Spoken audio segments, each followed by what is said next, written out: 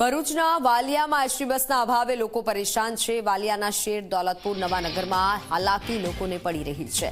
70 થી વધુ વિદ્યાર્થીઓ 5 કિલોમીટર પગપાળા જવા માટે મજબૂર બન્યા છે। 5 મહિનાથી એસટી બસ નથી આવતા અને વિદ્યાર્થીઓ પર અસર તેની પડી છે। માત્ર દોલતપુર પાટિયા સુધી જ બસ આવતી હોવાનો વિદ્યાર્થીઓનો આક્ષેપ છે।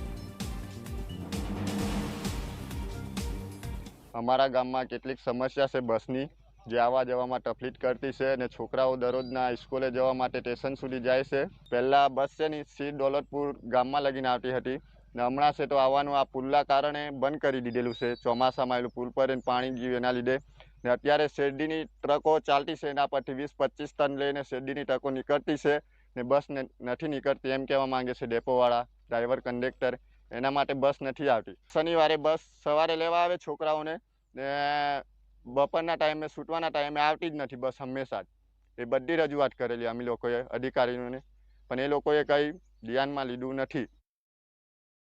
અહીંયાથી બસની એવી સમસ્યા છે કે લોકો 7 થી 8 કિલોમીટર ચાલીને બસ સ્ટેન્ડ સુધી પહોંચે છે। શરૂઆતમાં પહેલાં બસ સીર ગામ સુધી આવતી હતી, પણ અત્યારે બસ આવતી નથી।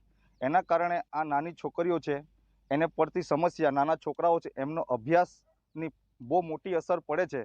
તો મારે સરકારને એટલું જ કહેવું છે કે તમે આ જલ્દીથી જલ્દી આ બસની વ્યવસ્થા સીર ગામ સુધી, આ નવાનગર સુધી કરી આપો તો તમારો ધન્યવાદ।